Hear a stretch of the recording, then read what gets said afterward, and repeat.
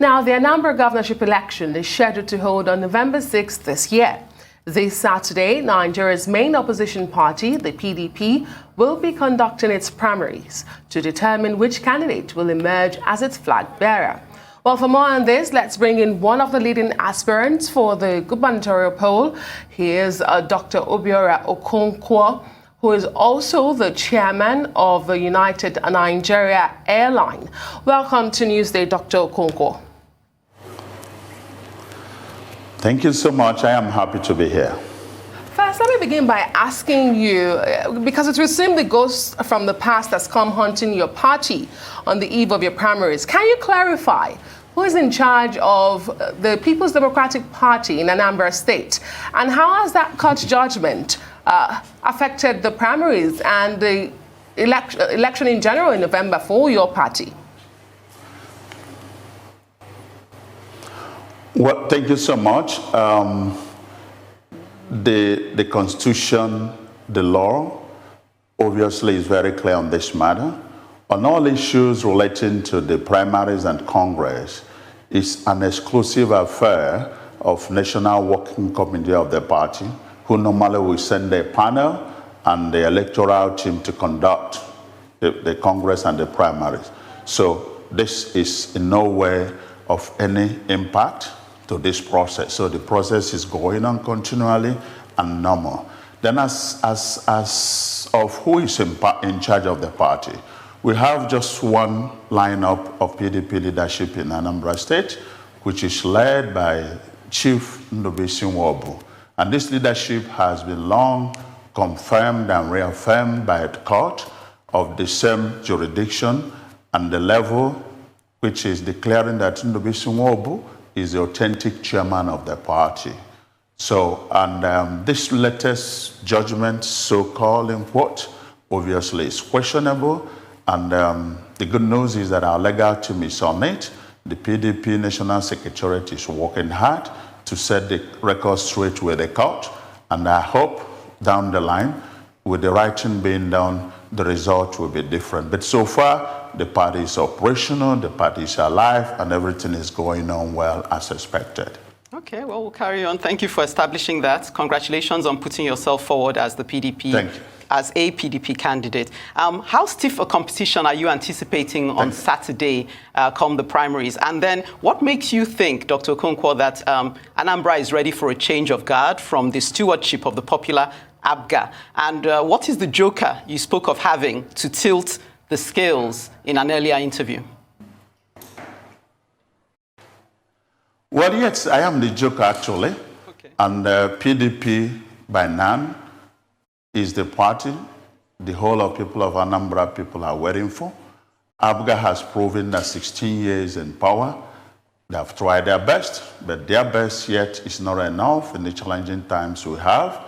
So, like the Bible says, that tree that does not produce fruit anymore should be cut, and thrown away. But I'm adding that APGA should be uprooted because they're already fruitless. And as of me, yes, I'm the oldest member of the party among the aspirants since 1999. And I've been very close to the party leadership at all levels in the state. Being really a true party man is that person who is there for the party at all the times. And then I'm coming in also with a private sector experience, which is proven in other things that by the special grace of God we've been able to achieve in our own personal endeavor. I am one who believes that the private sector experience should be given a chance in governance. So it comes with prudence, it comes with courage, it comes with sense of purpose, result orientation, and all that. So these things put together, I really think that makes me the joker itself in PDP process. And besides, PDP doesn't need just that person who will win the primaries. They need that candidate who will run for the election, unify the party, and bring success to the party, and when elected, should be able to make Anambra a model state to the pride of the party and the people of Anambra State. So we are coming with all those things that are required, contained in our 10-point agenda, which we have made public in so many ways, and expecting that that in itself should be one of the reasons our people should consider voting us in the election. And besides that, you have 3 senatorial districts in Anambra State. I am from Central. Central has the highest number of registered voters in Anambra State. And out of that registered voters, 30% of them is domiciled in my federal constituency, Idemili North and South, which is, together we have about 600,000 registered voters. That is a great opportunity for PDP to raise a candidate from that part of Anambra State. Victory is assured without that.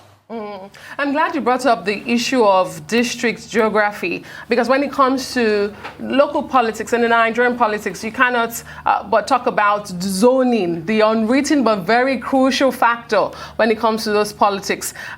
You're from Central, like you said, but there's a clamor for the South to have their turn this time around. And some members of your party, including some leading aspirants, have said it's the South or nothing. So do you think that zoning will work against you going into this primaries on Saturday? No, not at all. For a typical PDP member in Anambra State, they don't think zoning, they think winning, they think victory. And politics, yes, it's local, but there is a tactics and strategy you must apply to win.